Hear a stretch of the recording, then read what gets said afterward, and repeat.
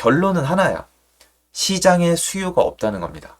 팔고 싶은 분들은 계속 있어요. 시장에 말 그대로 수요가 없는 거예요. 그러면 여러분 안녕하세요. 오롱장입니다. 언론 스탠스의 변화가 있습니다. 부정적으로 많이 변했는데요. 얼마 전까지 좀 괜찮아지다가 이제 다시 안 좋아지는 측으로 가고 있습니다. 요거에 대해서 한마디 말씀을 드리고요. 그리고 시장에서 여러분들이 지금 잊어버리고 놓치기 쉬운 부분에 대해서 다시 한번 각인을 시켜드릴 건데요. 이게 여러분을 위해 하는 내용이에요. 왜냐면 집을 가지고 계신 분들이 너무 조급하게 겁을 먹고 흔들리고 이러지 말라는 취지예요. 그리고 집이 없는 분들은 사실 오늘 제가 이 얘기를 한다고 그분들이 흔들리지 않는 걸 전 너무 잘 알고 있거든요. 요거 전부 다 게더링 해가지고 다뤄보도록 하겠습니다. 같이 한번 보시죠. 시청하시기 전에 구독하기, 좋아요, 멤버십 부탁드리고요. 멤버십은 매주 토요일 라이브를 진행하고 있습니다. 그리고 제 강의 정보는 아래 링크에서 확인이 가능하세요. 네이버 부동산 뉴스입니다. 몇 가지 타이틀만 볼게요. 너무 비싸요. 청약 불패는 옛말. 주택시장 급냉했지만 집값 30% 폭락론 나올 정도? 이 폭락론 기사가 있거든요. 그리고 한 달 새 2억 뚝 서울 아파트값 상승세 꺾였다. 매도 문의만 와요. 이 보이시죠? 내년 집값 30% 폭락 전망. 정말일까? 이 취지를 보셔야 돼요. 내용 말고 취지. 많은 분들이 상세하게 다 읽기보다는 바쁘시기 때문에 타이틀을 많이 볼 수밖에 없거든요. 강남 불패도 끝, 잠원동 신축 13억 뚝, 서울 외곽 더 떨어진다 이렇게 나와 있는데 대부분의 영상들이 맞다 틀리다 어디는 오르고 있다 어디는 내리고 있다라고 하고 있습니다. 저는 요번에 오프라인 강의에서도 참 요 부분을 많이 말씀해 주셨는데 현재 상황에 대해서 굉장히 객관적으로 현장을 전달을 잘해주고 있다라고 감사의 인사를 많이 받았습니다. 그렇기 때문에 많은 분들이 들었을 때 좀 기운이 빠지고 맥이 빠질 수밖에 없는 내용을 많이 말씀을 드리는 거예요. 근데 이게 시장이 앞으로 하락한다, 내려간다, 완전히 뭉개진다 이런 뜻이 아닙니다. 이 부분에 대해서 여러분이 놓치기 쉬운 부분에 대해서 좀 말씀을 드릴게요. 한번 차분히 들어보시면은 충분히 여러분도 이 집을 가지고 계신 분들의 마인드가 이해가 될 거예요. 이게 지금 서울 아파트 거래량이에요. 보시면은 700건으로 시작을 해서 3,800건까지 갔다가 다시 2,000건대로 떨어지고 11월 달도 뭐 굉장히 좋아지는 모습은 아닐 거예요. 자, 거래량이 좋은 거냐 안 좋은 거냐 굉장히 쉽게 가자고요. 6,000건이 돼야 돼요.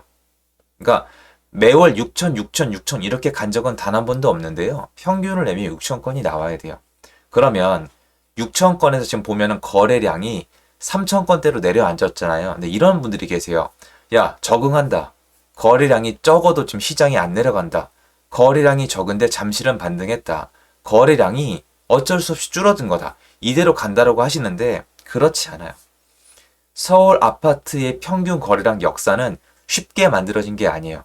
좋을 때, 나쁠 때, 신축이 있을 때, 없을 때, 전세, 월세 시장이 똑같이 있을 때 6,000건이 쭉 온 거예요.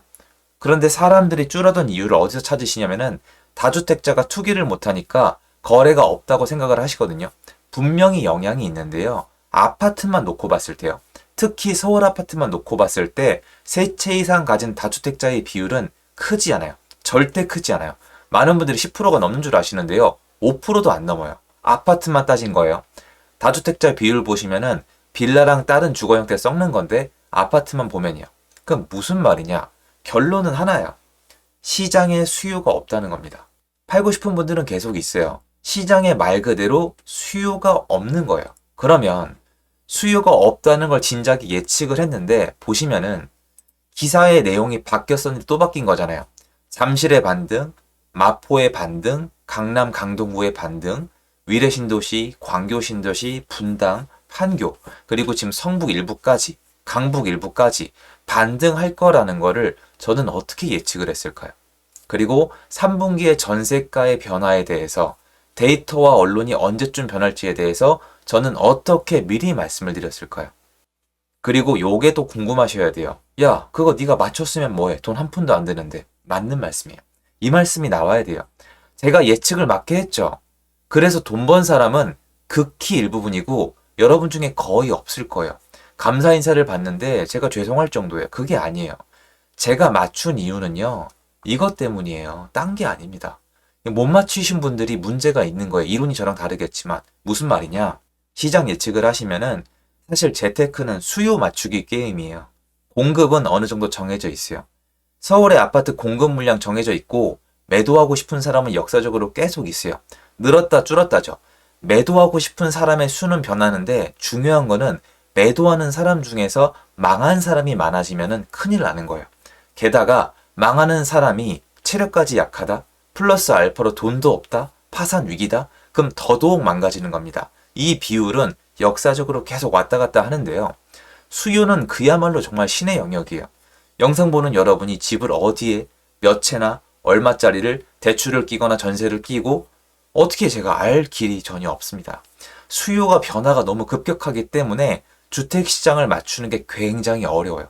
심리도 바뀌고 상황도 바뀌고 시장도 바뀌어요. 청약을 받을지 구축을 살지 재개발을 살지 그때그때 다 다릅니다. 복잡하시죠? 근데 이걸 보세요. 이게 복잡해요. 이게 복잡하지 않죠. 옛날로 돌아가 볼까요? 1년 전이에요. 1300건, 1700건, 558건이에요. 무슨 말이냐? 제가 시장을 예측을 쉽게 했던 이유는 뭐냐면 수요가 0에 수렴했어요. 이때 집 팔고 싶은 사람이 없었을까요? 아니죠. 있었기 때문에 22년도 하반기에 시장이 완전히 박살이 났습니다. 매매가, 전세가가 완전히 아작이 났어요. 요거 보세요. 집을 사는 사람이 아예 없다고요. 살 수 있는 사람도 없고 사고 싶은 사람도 없었어요. 그러면 수요가 0이잖아요. 여러분들이 수요가 예를 들어서 평균 거래량이 6,000건이 있다고 쳐요. 6,000건에서 어디로 튈지 변동폭이 되게 크잖아요. 그런데 550건이면 좀 변동폭이 정해져 있지 않아요?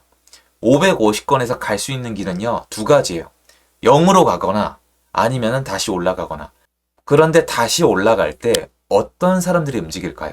역사적으로 항상 바닥에 있다 먼저 움직일 때는 돈이 있는 분들이 먼저 움직여요. 당연한 거잖아요. 경제적 여유가 없으면은 겁이 많은 게 아니에요. 못 움직여요. 더 무서워요. 돈이 많으면은 선택의 폭도 넓고 겁이 덜 납니다. 그래서 주요 지역은 가서 보면은 사람들이 나오는 것만 봐도 바로 움직입니다. 그래서 주요 지역이 움직이고 어느 정도까지 퍼질 거라고 말씀을 드렸죠. 그리고 전세 시장은 어때요? 전세는 누가 제공을 해야지 전세 매물이 제공이 되는데 다주택자가 줄었죠. 줄은 시점을 계산해 봤을 때 줄은 시점이 있는데 여기서 끝이 아니에요. 전세는 수요가 있어요. 근데 이 수요를 월세로 뺏겼죠. 그래서 제가 월세 공부하고 월세 영상을 올려드린 거잖아요. 수급이 서로 꼬여서 안 맞는 지점이 올해 3분기부터 나오는데 사실 주요 지역은요. 올해 상반기부터 이미 움직였거든요. 그래서 주요 지역의 바닥점과 전세 시장의 변동을 제가 미리 말씀드릴 수 있었던 거고요. 이 예측은요. 여러분한테 돈이 되는 예측이 아니에요. 제가 좋아하는 예측이 아니란 말이에요. 그리고 어렵지 않았어요. 자, 그러면 굳이 제가 오늘 이 영상을 왜 올리느냐? 자, 언론의 스탠스가 변했죠. 영향이 있을까요? 없을까요? 있습니다. 이렇게 얘기하면 시장이 더 위축됩니다. 그리고 이미 데이터도 안 좋아졌죠. 지금은 시장에 수요가 없어요. 수요가 없어서 악재에 굉장히 취약합니다. 특히 누가 취약하느냐? 뭔가 여유가 없는 분들. 그래서 보시면은 지금 여태까지 잘 오르지 못했거나 어려운 단지들이 급매가 더 나올 가능성이 있어요. 말 바꾸냐? 시장 꺾이냐? 그게 아니에요. 있는 그대로 말씀을 드리는 거예요. 또 흔들릴 수밖에 없습니다. 시장이 침체장이라는 사실을 받아들여야 됩니다. 그러면 시장의 포인트는 결국 뭐냐? 이 시장 가지고는 애시당초 여러분이 기대하는 옛날 시장으로 돌아갈 수 없다는 겁니다. 많은 분들이 예전처럼 전국으로 옹기가 퍼지기를 기다리고 있지만 그게 답답하고 덜컹거리는 이유가 이겁니다. 시장이 따라가줄 준비가 안 되어 있기 때문입니다. 끝까지 들어보셔야겠죠. 그러면 그렇게 옹기가 퍼지지 않는 곳들은 영원히 끝나는 것이냐? 그렇지 않죠. 자, 이런 기사가 나오면 누가 겁먹을까요? 매도인도 겁먹고요. 매수인도 겁먹습니다. 매도인들은 지금 호가를 올린 상태인데요. 매수인들은 이걸 보면서 또 집을 안 살 겁니다. 또 집을 안 사면 월세로 갈 겁니다. 월세가 비싸지면 전세로 갈 겁니다. 이건 선택사항이 아니에요. 내가 해야만 하는 일입니다. 그러면 전세 수요로 변하겠죠. 결국 지금 시장의 포인트는 제가 1년 동안 한 번도 변하지 않고 말씀드린 것처럼 월세 그리고 전세입니다. 월세와 전세 시장에서 공급이 부족해져야 매매로 올 수밖에 없는 시장인데요.